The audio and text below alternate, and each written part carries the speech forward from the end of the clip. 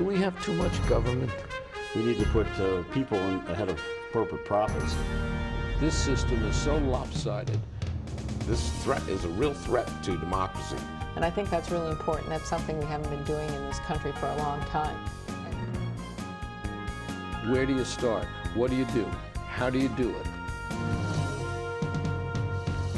Access to Democracy is sponsored by Thomson Reuters, providing legal professionals with the intelligence, technology, and human expertise they need to find trusted answers. Products include Westlaw, Practical Law, and Firm Central legal practice management software for small law firms. Thomson Reuters, the answer company. Online at thomsonreuters.com. Access to Democracy is made possible in part by a donation from Firefly Credit Union. Firefly is the new name of U.S. Federal Credit Union, which has proudly served the financial needs of the Greater Twin Cities community since 1925. At Firefly, we guide our members forward and give them the power to chase dreams by delivering the financial solutions they need to get ahead. From checking accounts to mortgages, we'll light the way. We are Firefly Credit Union, and this is Life Illuminated. And Dr. Charles Crutchfield of award-winning Crutchfield Dermatology in Eagan, acknowledged as one of the nation's best physicians. A Minnesota native who trained at the Mayo Clinic, Dr. Crutchfield personally treats all patients and states that experience counts and quality matters. Crutchfield Dermatology. Look good, feel great, with beautiful skin.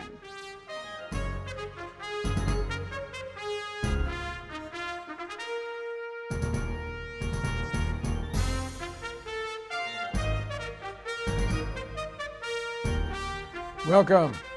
Access to Democracy back. Alan Miller here. We have a first-time guest.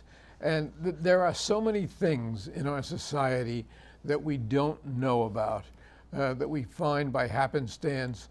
And Tim Quady of Blue Rhino Studios, right here in Eagan, is one of them. A first-time guest. Tim, really welcome here. A unique business that is existent right under our noses, and it's probably one of the best kept secrets of Eagan.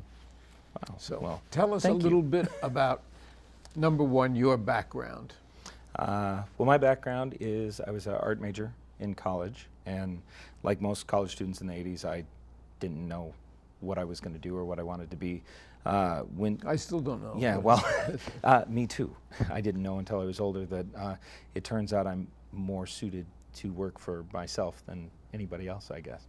I was an art major, and because I enjoyed it, because I was passionate about it, and while I was in college in the summers, I was mowing lawns and working at Broadway Pizza, you know, not atypically. And my uncle was a designer for a company that did trade shows, and they were also starting to do museum work. And they were working so often with a small fabricator out of Iowa that they ended up purchasing that company and moving them from Newton, Iowa to New Hope. And I was living in Brooklyn Center at the time. And you say fabricator, what are we talking about? People who make exhibits in museums, people who make the dioramas that include the fake animals and trees all the and people things and that murals. are so realistic to us, obviously have to start from someplace. Yes. And yeah, and so I got pulled in by him as a recommendation of they literally just needed somebody to help clean out a warehouse and unload trucks and just basically 19, 20-year-old college kid who great could lift heavy utilization things. of your art background. Yeah, and that's unloading a truck. Yeah, exactly. But that was the whole point was.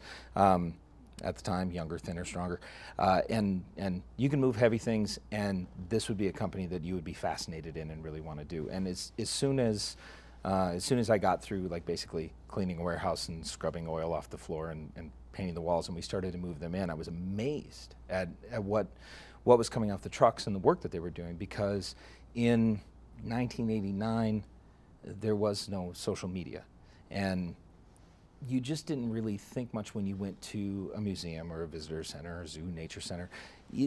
I certainly, even with an art background, I didn't put a lot of thought into who makes that stuff. How is it, how is it produced? What do they do? How's the research done? How do they know it's accurate? It's just stuff that was there. So I was hooked immediately, and basically worked on and off during the school year, during breaks. Every chance I could, I went back, and then I graduated, and the day after graduation, I started working full time. And I did that for about 9 years. And you went to school where? Gustavus in St. Peter, and graduated with an art major, and went into the high-paying field of artistic fabrication right off the bat. Well, artists are like writers, of which I am one, and at any given moment, 95% are unemployed. Actors maybe also. Yes. Yeah. I have a brother-in-law who's an actor. My father-in-law was a financial planner, and early on, when I was doing this elsewhere, he kind of kept hinting at, well, financial planning is more about relationships with people, and you're really good with people. You don't have to be a numbers guy necessarily, because who do you know that graduates with an art major, and other than maybe graphic design and things now, but who do you know who graduates with an art major in 1991 and stays in a field where you're using your artistic skills every day? Like, nobody. A friend of mine from college, his dad was a professor, art professor, and for years and years he would swing into the shop at Christmas time. He'd come from Nebraska, and he'd stop in the shop, and you'd hear the door open, and you just hear, here's where all the art majors are who aren't working at Starbucks. Because there's not many. So there you were, and you were hooked in terms of what you wanted to do. But how did we get from there to really Blue Rhino Studios? We won't even go in yet to the name, but how did that transition take place? Well, I loved what I did. I loved the people that I worked with. Everything was great. The company was owned by absolutely the most fantastic man in the world, and eventually he sold the overall company, which was Display Masters and Deaton Museum Services, sold them to a much larger international trade show group that was, run like a business. And so there were people in Chicago who were checking on progress of things. They were an exhibit company and doing work for trade shows and retail, so they didn't really understand the museum end necessarily, but it really kind of broke down into a lot of numbers. If you've got 100 hours to do this. Well, that's the problem with the arts, though, is that you can't sometimes put numbers on it. And corporations are concerned with one thing, the bottom line, especially if they have stockholders. Yes. The bottom line. And, you don't write. I've been struggling with rewriting a novel for 2 years now. The initial draft of it came pretty easily. Then I gave it to an editor, and he absolutely cut my throat with it. And I'm struggling. And if you had to take it down into hours, if you had to take it down into completion, if you had to take it down into deadline, well, you work with deadlines, but they have to be somewhat artificial. Yeah. So here you are, and how old are you at this time? Well, I started when I was 20, 21, and then by the time I was 27, 28 years old, I was doing a lot of side work, a lot of illustration on the side, and then I got looped in, and this would have been in like 96, 97, when everything was getting faux painted, and I got kind of hooked in with a group of people, one of D'Amico and Sons, with those folks, and was doing work in their restaurants, and then people would see me painting, and then I would do somebody's living room, and then somebody else's living room, and somebody else's living room. And I was doing it, I was kind of working 60 to 70 hours a week at my regular job, and then 20 to 40 hours a week outside of there. And it really insulted your artistic side to be painting a living room. Well, not necessarily. To me, it's all, I think there's a lot of artists who, would fall under maybe the capital A of artists that have things that they want to express in ideas, and they want to, maybe more like writing a novel, where this is the story I want to tell. This is the ideas inside me that I'm trying to get out. I never considered myself that person ever. It's the craft. It's the artistry and the craft, and making something out of nothing, and telling, especially what I do now, what we do here is we're taking other people's stories and bringing them to life. It's not our job to be necessarily the expert on whatever the field is. Our job is to listen, absorb, and then how to use artwork as an interpretive tool. Certainly, everybody learns in different ways. I'm obviously very visual. And so I remember, and we had this discussion at the shop a number of years ago, that everybody can remember that, like that one thing when they were a kid, like the first thing they saw at a museum that made them absolutely obsessive about the museum or the subject matter, or what the piece of artwork or diorama was about. Most of us from here, when we were kids, everybody remembers the iguana that's still outside the Science Museum, but used to be the one that made out of railroad ties, or not railroad spikes. Right. That one really struck me as a kid, and you know, climbing all over it. And I have this thing about, I love things that are interactive and really draw you in any way to grab your passion and interest. So. And of course, what brought us to you was a wonderful article in the Star Tribune, because they had this globe that had been in storage for about, what, 30 years or something like that. And they needed it refurbished, and they needed it restored, and they needed it modernized. And they did a great story about you and Blue Rhino, and so we'll take it from there. Where did you start the business, and what gave you the push to go out on your own at that point? Well, I had been doing all of this side work and doing things that I didn't mind necessarily. I was working by myself at the time, which, as it turns out, I'm far too social to do. It was very repetitious. It wasn't necessarily intellectually challenging, even if I wasn't even that great of a painter. But I was realizing that I was working a quarter of my time on the side as a freelance painter, making twice my full-time salary. And then the job that I loved was being run more by a company, like you said. I mean, they're concerned, they're doing the things they're supposed to do. But when you do what we do, and it's all very intensely personal to you, you try to stay within the budget, you try to stay on the hours, you try to do all these things, but you're driven by the passion of it and by wanting to create something that you're very proud of, not by, this needs to be done, I guess, at 5 o'clock on Thursday I run out of hours.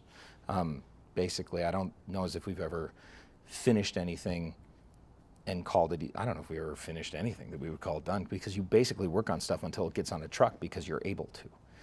I think in the short term it makes us probably, I'm kind of like not a very good business person for that reason, but as a result, 19 years, I've only ever introduced myself like as a salesperson once. Otherwise, it's all been word of mouth. It's all been people coming to us to repeat clients and customers, or somebody who says, this person called me and said I should talk to you. So you made a decision that you're going out on your own.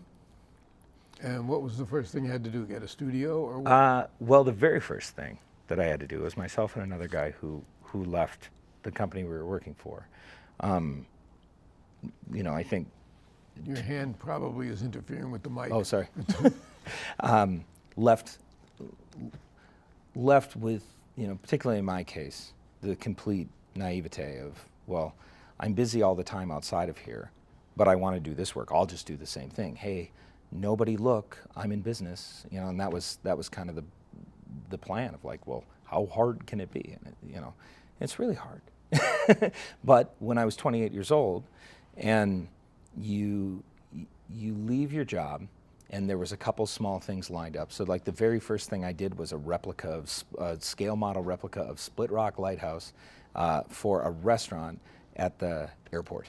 Like that was the first, and I did it in my garage, you know, and I did it over July 4th weekend.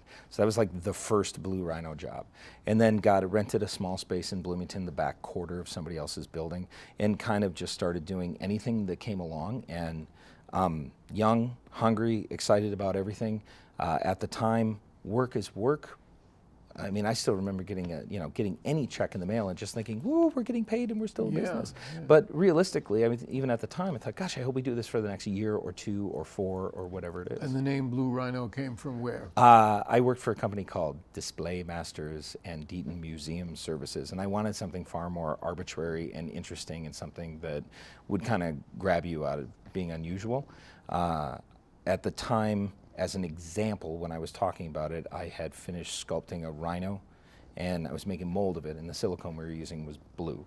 And I thought if you just couple two words together, and the example that I've always used was when I was a kid, there was a place called Yellow Dog. I still remember it from being a kid and seeing their sign. But it's just it's a color and a thing, you know, like this, like Blue Rhino.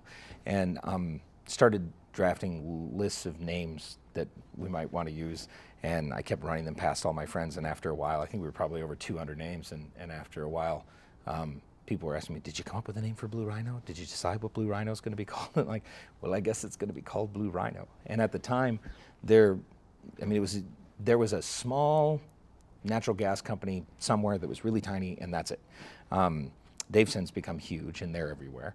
And then there's all sorts of other Blue Rhinos, sport courts and record companies and photography studios. Very strange. Amazing. Yeah, when the whole goal was to be as arbitrary as possible. And it's still, even though we get, you know, one call every 2 weeks, people mad because we won't return their propane tanks, it's still pretty catchy. People remember it right away. Yeah. And that's all I want it to be. You put studio after it, doesn't matter what you're called. And today, you're in a facility here in Eagan. Yeah.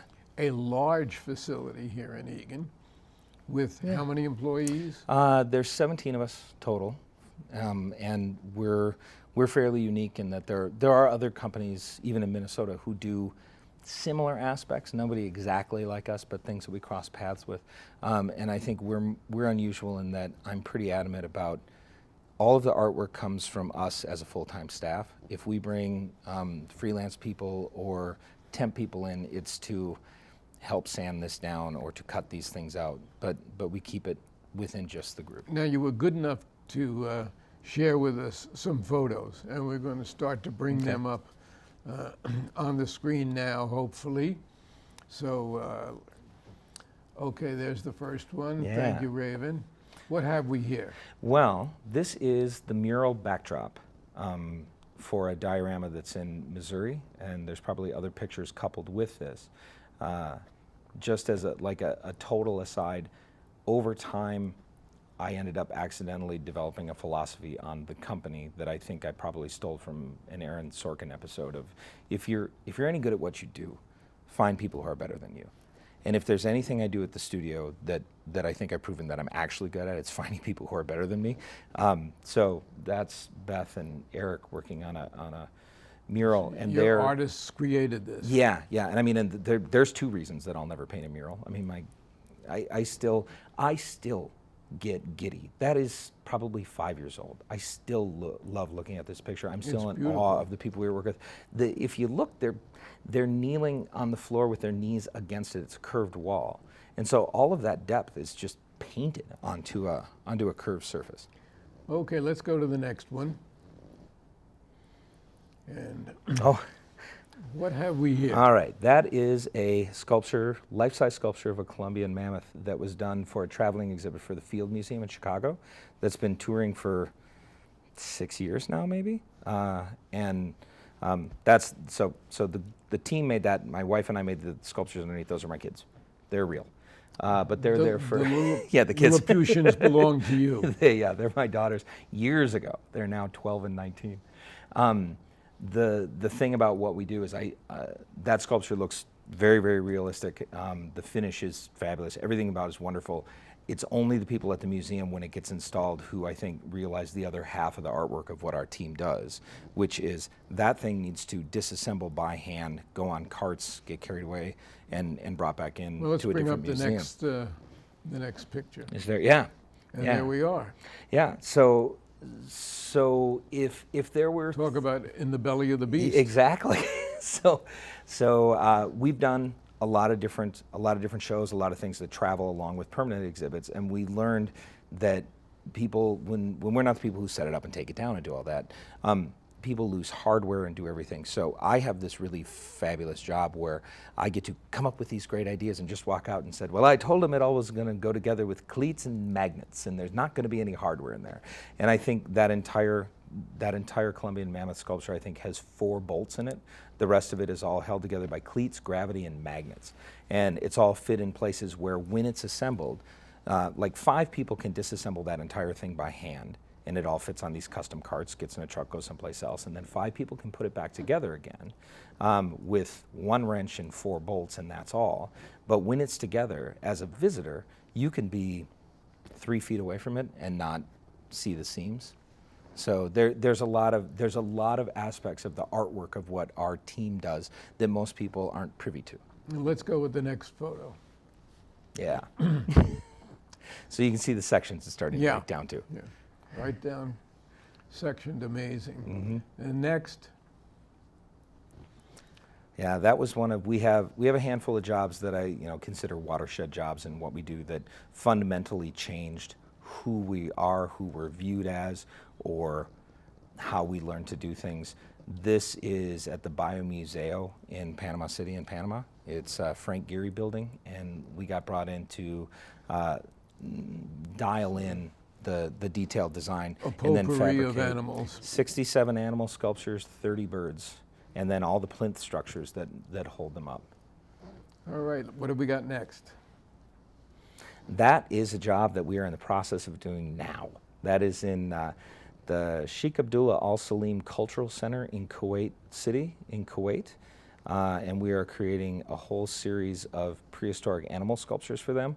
The first phase of the job, the first half of it, was all suspended items, so different types of pterosaurs. Is this your studio or is this in No, Kuwait? no, that's the museum in Kuwait. Oh. So different types of pterosaurs, prehistoric birds, and then a 60-foot long prehistoric whale. So that's a Quetzalcoatlus, about 27 feet from tip of the beak to tip of the toenails, 35-foot wingspan. And so those, the same thing, they were fabricated in our studio, broken down, put in custom carts, shipped in shipping containers across the world, and then assembled and hung up in the ceiling. It's got to be really interesting and exciting to be able to do something different all the time. Yeah. And you're in so many museums now. Yeah. Let's go to the next photo. Same museum, so that's a Basilosaurus, and very similar process as fabrication is what you saw on the last things. To hit on your point, something, the commonality that runs through pretty much everybody in the shop is we all clearly have ADD. There are people who are perfectly great at going in to work and doing this, and the next day doing it again and doing it again, doing it again. Everybody, whatever we're working on, people are completely enthralled in, and as soon as we know what's next, which is something hopefully totally different. Where did the jobs come from? Word of mouth now? Word of mouth. We are fortunate. I think if you start small and you do, anything comes along to start to build up your reputation. We used to do, mini golf courses and casino work and retail work and tons of stuff at the Mall of America, along with museums. And eventually we hit a point where we drew a line in the sand and said, well, we only want to do work that's education-based. And so that's how we landed in museums, visitor centers. Do we have another picture to come up? That's the globe. That's the one that attracted my attention, Yeah. which is what brought us here today. Yeah, and that one is really fascinating. Not that it's not great work that Blue Rhino did, but when you have a small company and you're able to say, well, I might not be, the president of the world tomorrow, but I am today. And today somebody called and said, we have a hand-painted Rand McNally globe from 1950 that needs restoration. My first thought was, we don't really do restoration work, that's not who we are, but a hand-painted Rand McNally globe, well, let's go take a look at it. Let's go to the next picture. Yeah. And there it is. Yeah, and so the globe itself, we cleaned and repaired. It had dents and scratch and things like that to it, and cleaned it all up and repaired the paint job. The base is entirely new and built to mimic the original base as much as, actually almost identically with the exception of the height. The original one, the motor that spins the globe, was located below the floor, which we didn't have the opportunity to do here, so this base is higher.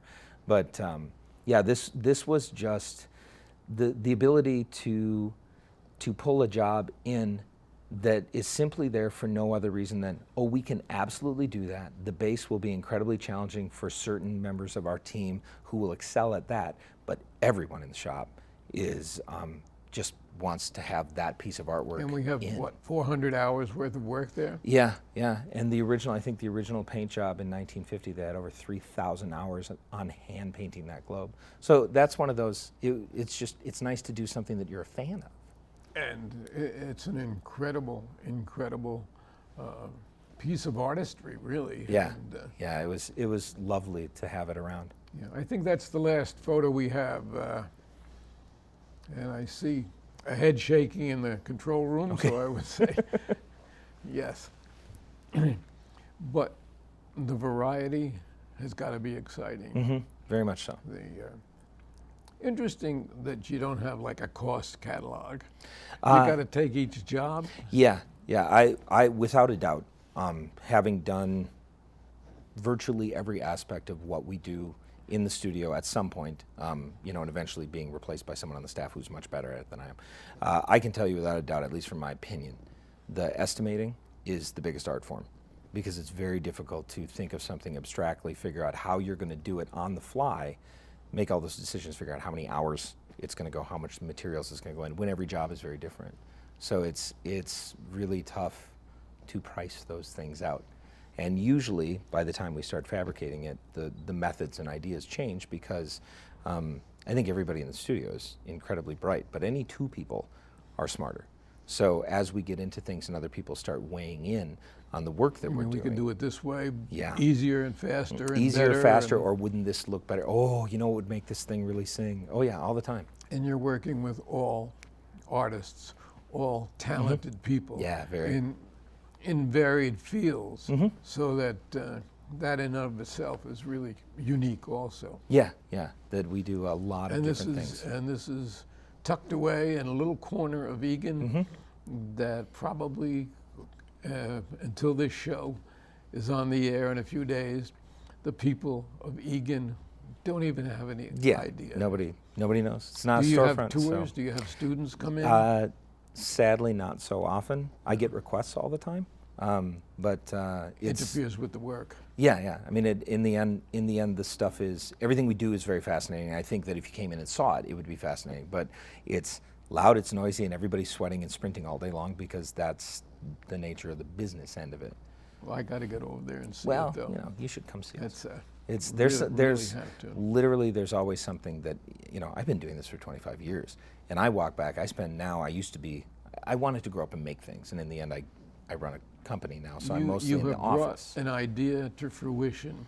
Yeah, with the help of that a lot of is people. Satisfying people literally all over the world. Yeah, yeah, that's pretty great. That's got to be a tremendous satisfaction in and of itself. Mm-hmm. That, you know, here's this museum in Kuwait that has this. This is from another country, from right here, from the Yeah. Museum of Natural History in New York, etc. Yeah, over the next 2 years, we will be doing more work internationally than we will nationally, and that's something that, you know, that's one of those things that even 5 years ago might have been something we hoped to do at some point, And of but I course, didn't see when the coming. reputation arrives, then it's really, really, what can we take and how fast can we do it? And, That et seems cetera. to be the thing. Yeah, it's all about sprinting at this point. An incredible story, an incredible life. Blue Rhino Studios right here in Eagan. Tim Quady, who has turned a desire into really a vocation, an avocation as well, and a livelihood. And I really, really thank you Wow. for Well, coming in here and sharing it with us. And yeah. Well, thank you for having me. we will have to pursue this further in the future. Okay. Again, thanks so much. Thank you. Tim. Thank All you. right.